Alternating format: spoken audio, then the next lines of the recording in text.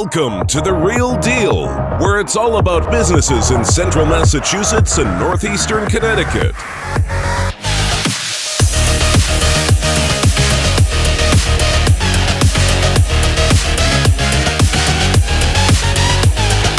And now, your host, Anthony Chabot of Chabot and Associates. Hey everybody, and welcome to the Real Deal Business Podcast. My name is Anthony Chabot with Chabot and Associates Real Estate Group of EXP.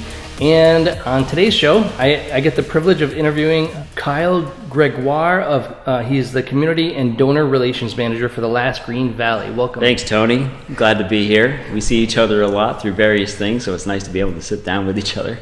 You know, that's that's one of the great things about being involved in all the business associations is that you really get to know just about everybody that's doing anything in the area, because there are all these opportunities between the KBA, the PBA, the Chamber of Commerce, that's Killingly Business Association, Putnam Business Association, Northeast Connecticut Chamber of Commerce, and all the other business associations around northeastern Connecticut as well. So Kyle and I have met a few different times. Actually, I think we've met twice in the past week. This is the third time we've seen each other in the last week. You got it. So anyway, why don't you tell us a little bit about your organization, the Last Green Valley, contact information, a little overview. Yeah. So just off the top, the Last Green Valley, we are located at our office above the Key Bank on Main Street in Danielson, but our territory actually goes from Norwich, Connecticut, all the way up into Massachusetts, the northernmost point being East Brookfield, Mass, in Worcester County. So if you don't know, the Last Green Valley is this thing called a National Heritage Corridor or a National Heritage Area. There are 55 National Heritage Areas across the country.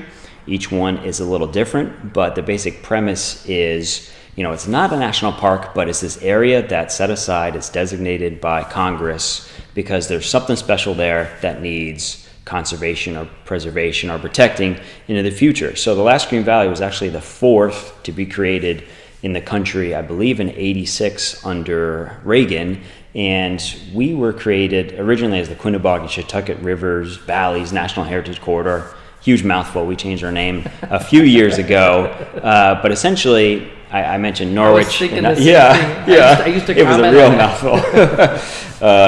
So the colloquial term kind of developed the Last Green Valley, and eventually that stuck, and we wanted that as our official name. But as you can imagine, Quinebaugee-Chatucket Rivers, that's northern New London County, all of Wyndham County, a little bit over into Tolland County, southern Worcester County, Mass, and a little bit over Hampton County. So it's this 35-town region where the environment and history really intertwined with each other, unlike certain areas sort of around us that by now are really developed. We have history going back to the American Revolution, Industrial Revolution, and the landscape has really shaped the history and vice versa going over time. And 25 years ago, we were designated as this National Heritage Corridor because we wanted to make sure that stayed true into the future, the fact that we were mostly forested and farmland in this whole region. So that was 25 years ago. We were set up, and then the year after, the nonprofit of the same name was set up, the Last Green Valley Inc. Well, back then it was the mouthful of the name, the such and such and such Inc. So really, the Last Green Valley is two things. If you hear it out and about, it's the place and the organization. So we have sort of slowly kicked off our 25th anniversary this year, and we'll do more throughout the year. So that is a quick background about that. So you can visit us on Facebook at, I think it's /Last Green Valley. My email is kyle@tlgv.org, just the acronym. And 860-774-3300 is our phone number. Our office is open Monday through Thursday, but you can contact us at any time. We're pretty responsive. And I have been with Last Green Valley for just over a year now, and really jumped in, got involved, out and about, driving around everywhere, meeting people like Tony. So we cover such a large area that we actually cover 5 different chambers of commerce, and different staff split that up in the past, but I now go out to most of those and a few business associations too. And even now I sit on a nonprofit group in Willimantic every once in a while too. So that's the territory. We cover it. We try to represent ourselves as far flung and wide as we can, just to get out the word on how special this place is and how we all can sort of work together to make sure that the environment is conserved and the history is preserved in this region.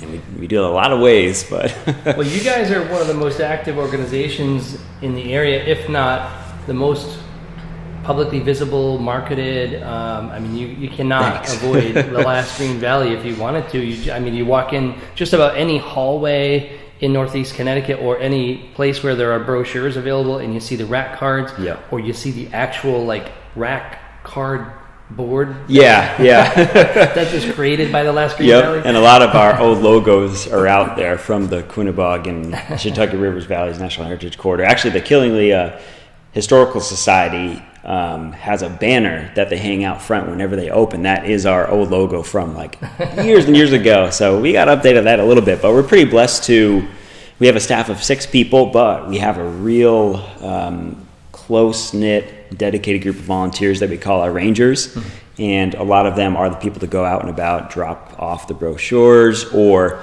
they're out at places like the Woodstock Fair or this community fest or this other fest this weekend, are doing talks at community centers, senior centers, and they're really the face of the last Green Valley when us staff can't get out and about, and we really need them to reach all these 35 towns that is part of our territory.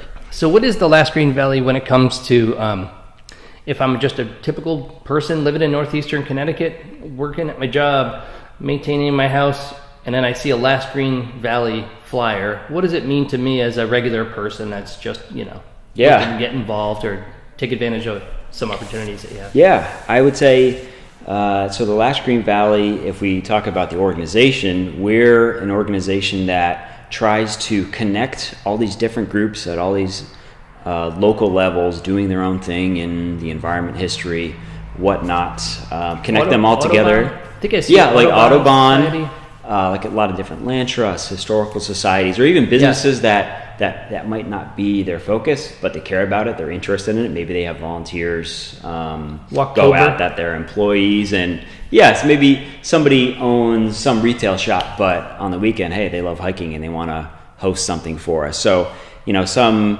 person comes along, oh, what is Last Green Valley? Well, it's a nonprofit group that tries to connect people and inspire people to see themselves in their local area that is also tied to this larger regional area that is northeastern Connecticut and south central Mass, and really take care of it, enjoy it, because there is so much rich history, and there's such a beautiful landscape here, and be able to pass it on to future generations, because the future is so important. Getting youth involved is so important. Mm-hmm. Just creating a culture around recognizing that the place is special and recognizing that it's not going to be here forever unless somebody does something about it is really important. So some person that's never heard of us before, maybe they're interested in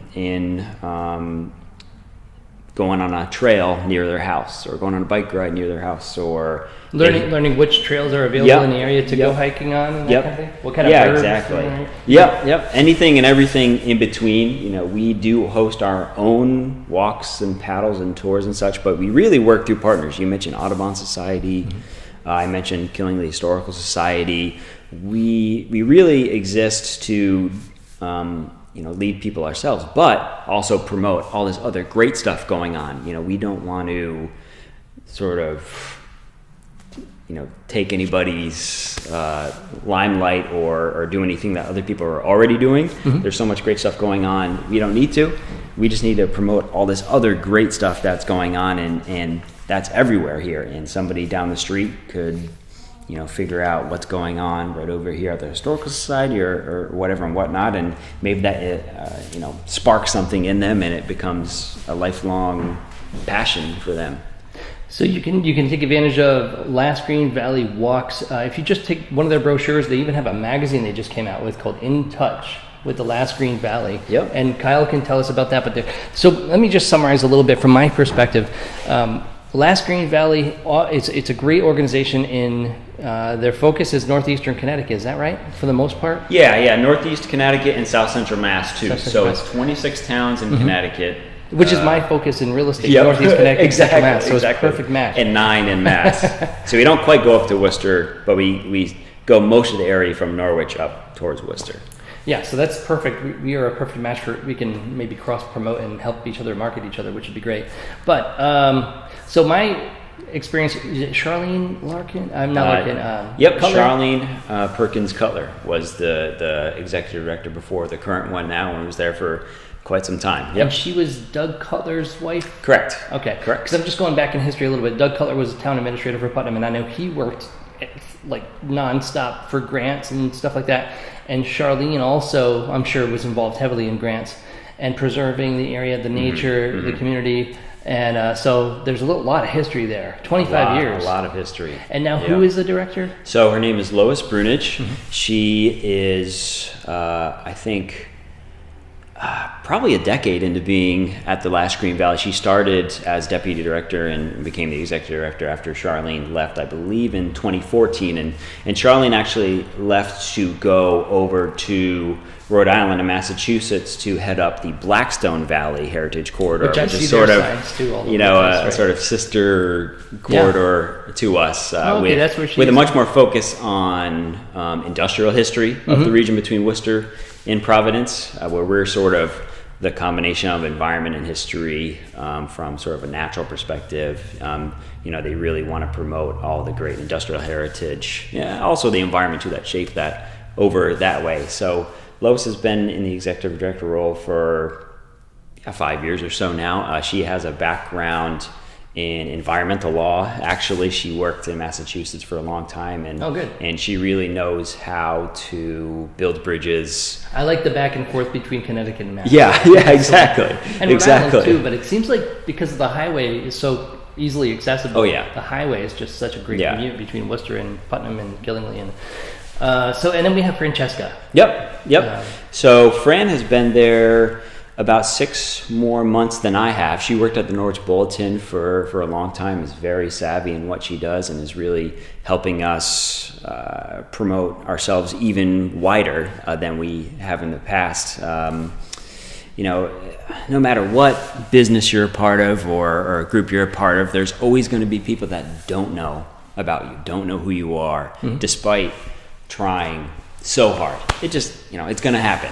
So we're trying to think of more creative ways to reach out, and she's really integral in that. And she's been doing Facebook Live and all these other things that we hadn't really entertained before.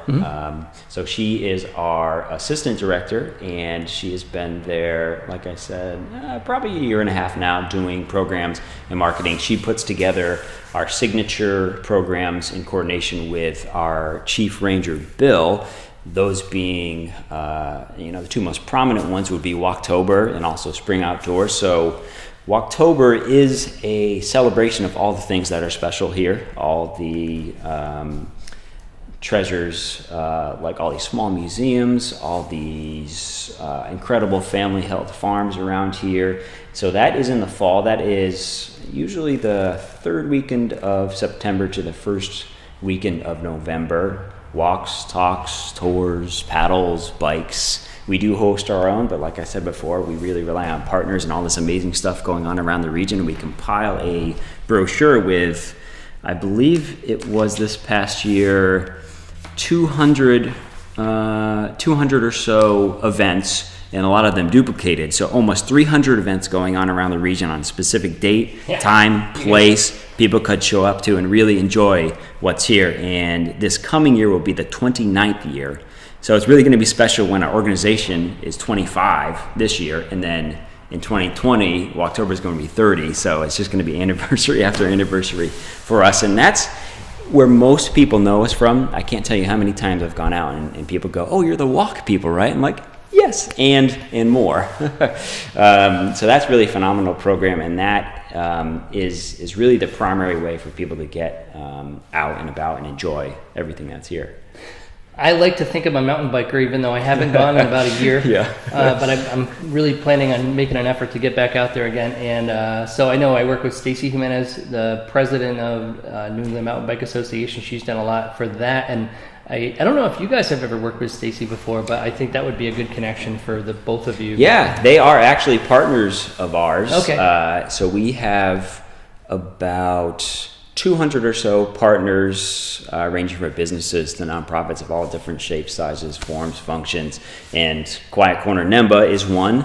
We're going to help promote their events this year in programs like Walktober. They're in our Explore Guide as well. They actually came into our office and helped us out with our listings of what's available for mountain biking in state parks and forests. Awesome. There's so much information we could gather from the state's websites and such, and they helped us figure out even more areas to put in there, what's possible for people to go out and mountain bike and enjoy everything. And I believe, I don't know it off the top of my head, but I think they're helping us with a kids program in June, sort of a intro to mountain biking or trail riding for kids. Just an easy way to get kids interested in that, get them somewhere safe off the street. So that'll be a really great opportunity. Well, we do have a lot of great trails in Northeast Connecticut, between, I'll just rattle off a few of them that are my favorites are Old Furnace, and then West Thompson Dam, and then the Quinnebog River Trail in Killingly. And if people haven't seen those three locations in Northeastern Connecticut, there's a lot more probably that I don't even know about. But those are the three primary ones that I ride my mountain bike at, or go for a walk with the dog. Ross's Cliffs is an unbelievable thing to see. If you haven't seen it and you live in Northeast Connecticut, same thing with the Quinnebog River Trail in Killingly. If you haven't seen that, you really need to get out there and take a look at it. And the West Thompson Dam, some of the most beautiful sunsets I've ever seen. Agreed. Definitely agree. So I mentioned Walktober and the fact that we compile all these events and print a brochure. There's 15,000 copies of this brochure. Well, you mentioned Scenic Vistas or Overlooks or all these great sites. Another publication we do is called Explore. It's a comprehensive regional tourism guide, and there is a specific section on just that, but also other things like hiking, mountain biking. That's another thing you'll see stocked up in different info kiosks everywhere too, and that's 25,000 copies. Yeah, that's a lot of copies. Yeah, it's a lot of money to print all those copies. You guys and you do a great job. I'm looking at the latest one that you have here that you brought to the latest Killingly Business Association. Can you tell us a bit about that one? Yeah, so we have our published Walktober brochure. We have our Explore Guide, and then twice a year we do a magazine that one of them each year serves also as our annual report, but it's called InTouch. Every year is a different topic. Last year we partnered actually with Audubon and had a whole slew of articles on birding and conservation that improves bird and wildlife habitat. Well, this year we are featuring dark skies and solutions to light pollution. And actually Fran pretty much wrote this thing whole. She has some great stories in here. That's incredible. Yeah, it really was incredible. She was working hours and hours and hours away in her office, and she gave us the first copy to proofread, and we were just blown away. Incredible. So we have different articles. The photography is incredible. Yeah, we worked with a few local photographers that, they're not just sort of average iPhone pictures. They're real professional. They really capture. I love that. That's my friend right there. That one. Not that one, but the next one. That's we just moved to Putnam, and that's Rotary Park right there, right? Yep. It's Quinnebog River. It's right across the river from. You can see the bandstand. I don't know. Is that Church? No. Yeah, Church Street, right? Yeah. Phenomenal picture. So we have a variety of articles in here. One's called Starry Night Connections: Disappearing Dark Skies Impact Our Environment, Health, and Hearts. Mm-hmm. We have some others talking about how human health requires darkness, light pollution triggering wildlife concerns, and a few points on stopping light pollution, saving money, and why you should care about it all. Mm-hmm. So we have been rolling that out. Every meeting I've gone to, Killingly Business Association, Putnam Business Association, I've been dropping them on all the tables. We purposely printed, I think, 500 extra copies of this to showcase it out and about and really use it as an educational tool to make people more aware of the problems of light pollution. Well, it's a great quality magazine too. I just admire this kind of thing, because for a long time I was talking about maybe starting my own local magazine, and whenever I see something like this, I'm like, man, that is really well done. Whoever did this, I need to talk to these people. So it's Fran, really, that did most of the Really? Yeah, really. I mean, the short story is, it's hard work. It takes a long time to put in place, but once you have it down, you know, luckily we've put in the time, and we can run with this. And it takes a long time to put that together. Yeah, and we are thinking, if we run out of this latest edition of the InTouch magazine, I mentioned we really want to use it as an educational piece for dark skies and light pollution. We might just do a reprint of just the tips and tricks and solution and articles on dark skies and light pollutions itself. Where can people pick up a copy of that, at your office? Or? Yep, we have extra copies at our office. Maybe I'll see you around at some networking event. I'm out at least one night a week, or one morning a week, and more. If you run into me at any number of the chambers around this region, you might pick up a copy, or come to our office, or drop us a line, and we can even mail you one. We have plenty of extra copies to go around. And are you going to be going to Springfest this weekend at all, or are you going to have somebody there at Springfest? Yeah, we will have people at Springfest. So I mentioned our rangers.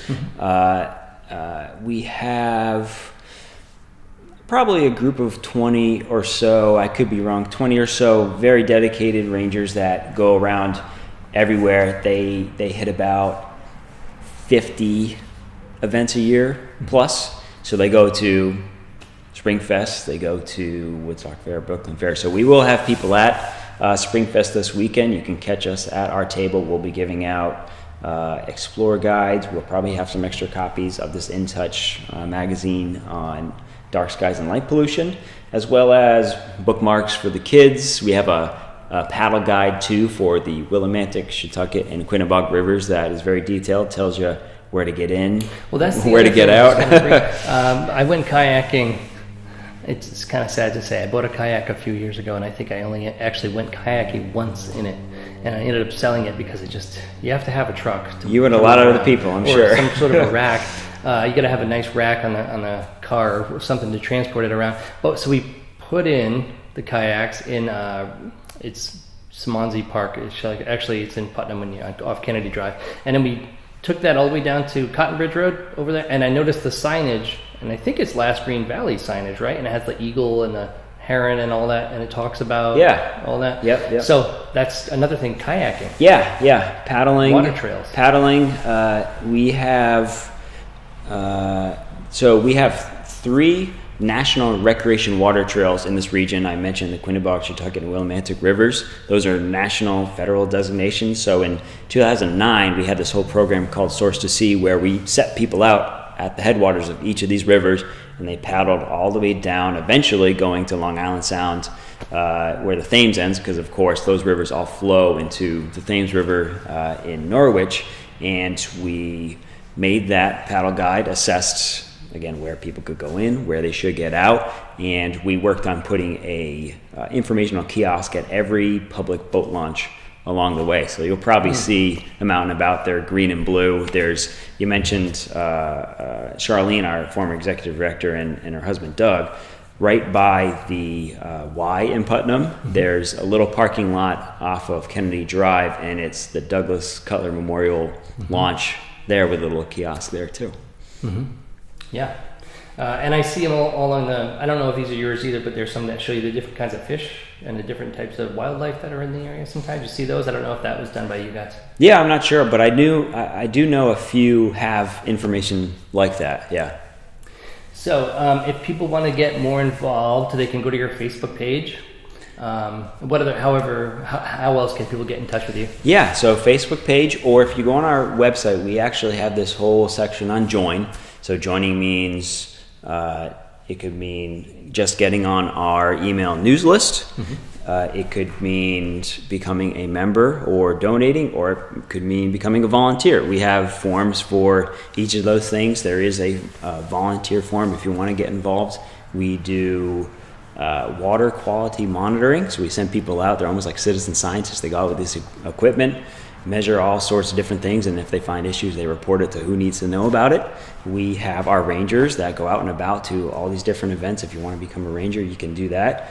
if you're just looking to help out with office work, we can do that. We have all these publications. We do a lot of mailing, so we have needs for that. We have a fundraiser every August called Taste of the Valley. If you love events and you want to help with that, you can do that too. So there's any number of ways. When is the Taste of the Valley coming around? So it's the last Sunday in August. It's August 25th at the Public House in Sturbridge. Oh, wow. That'll be the 14th year. Wow. Yeah. So people can go to your website and get tickets to that right now, you think? Or? Tickets aren't available yet. We have our restaurants nailed down right now. How it works is we have 4 restaurants where we have chefs from those restaurants put a menu together. And then once we have that figured out, we get our other vendors to do taste and sips before the dinner. So the main chefs are doing the dinner piece of farm-to-table style dinner where they work with local farms to get all the ingredients and they make all these things from scratch. So I would expect the tickets to probably be available in June, but in May we'll start to roll out who the restaurants are for the main courses and who's going to be there for appetizers and drinks before and who's going to be doing desserts after. How much are the tickets offhand, do you know? So the tickets are $100 if you are a member and $125 if you are not a member of ours. So our member cost is $25, which has a variety of benefits. But essentially, if you aren't a member and you come to Taste of Valley and buy the non-member ticket, you are now a member.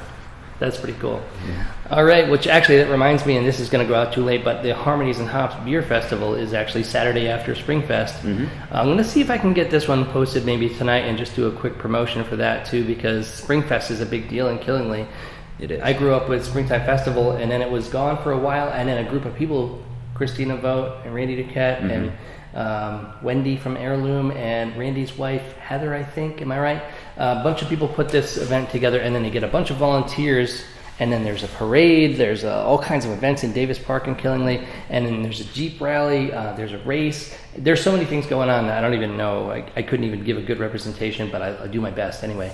So I hope to see everybody there on Saturday. I think it's 9 to 3-ish, right around there. But the beer fest starts, it's from 1 to 4, and that's a little bit down the street. It's hosted by Black Pond Brews. It's on Commerce Ave. Yeah. So just a little bit of news on what's going on in Northeast Connecticut there, and then of course we have First Fridays in Putnam, and we have Second Saturdays coming to Killingly also, which we're gonna do June, July, and August. The second Saturday of the month. We're looking for volunteers to help us. We need about 15 people for that, and then we need sponsors too. Silver, gold, and platinum. So if anybody wants to get involved with Second Saturdays, we could use all the help that we can get. My number is 508-847-0902. Sorry to give a plug in the middle of your interview. I got to get the news out there somehow, right? Do your thing. You will see the last Green Valley at First Fridays. Awesome. We've been there since the start, and we have a pretty central location. And I don't know if this is the case this year, but last year we were sort of the lead on the nonprofit tent, and there were different museums and different groups invited to showcase mm-hmm. their organizations and their stuff at our tent in the past, and we're going to really try hard to get at Second Saturdays too this year. We love just showing up, talking to people, reaching out to the community, having more people just getting invested in where they live and care about where they live, no matter what it looks like. That's what it's all about. Yeah. If you can get people to care about where they live and not just complain about it, but actually do something to improve it, that's what's going to make a change. Yeah. So if you want to improve your area, actually get involved to make a difference instead of just being a negative mm-hmm. nanny. You got that right. Some measure of pride. Obviously, people are really busy in their daily lives, so it really means a lot for anybody to do anything out and about for their community. And which is what we have in common, because when you and I see each other out, we're making a difference actually. Yeah. Different people have different capacity to do what they want to do out in the communities, but really it's about who's showing up. Because maybe if you can't help a lot, you know people that can. Yeah. So it's really about showing up, and I really do love our little networking community. So we mentioned Killingly Business Association, Putnam Business Association, and I mentioned we're part of 5 chambers: Norwich, Wyndham, Northeast, Webster, Dudley, Oxford, and South Central Mass. And you do see some of the same people in the same circles, and it's really refreshing. It's sort of your different friends group to go around, and over time you get to help each other in a lot of different ways. One example is I went to a benefit dinner from a group down in Plainfield, and I ran into somebody that's sort of, a networking colleague of mine, and we had the opportunity we didn't know anybody else there. We were able to sit next to each other, just chat with each other and enjoy this dinner. And then we saw each other the very next morning at a Northeast Chamber event. So yeah, no matter what it is, I think that's really important, is getting involved. And that's part of what we really try to do. I mentioned our organization tries to connect and inspire. Mm-hmm. So the inspire piece is just getting people involved in their local communities. Maybe you never considered in your life volunteering for this or that, or getting involved, say, in a town commission, but I would highly, highly suggest it. It's where you live.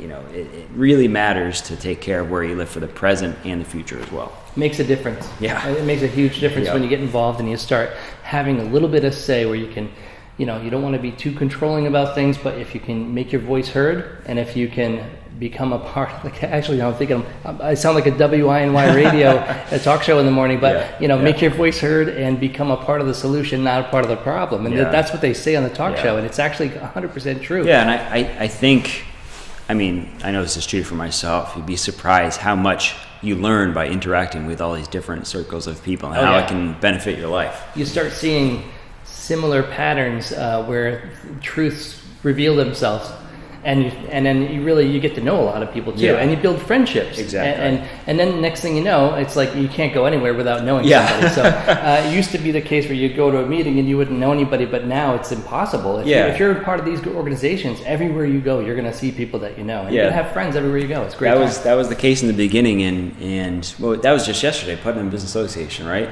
So you walk in, and you're just going to head to your table, and then you can't, because 10 people, and you're chatting and saying hi and stuff. Oh, hey, you. Right. Hey, you. The problem is you actually have to get to work after. Yeah. It is hard. It's really nice to stick around and chat. And I think our points here really wrap back to something that we've been doing with the Last Green Valley for the past 7 months or so.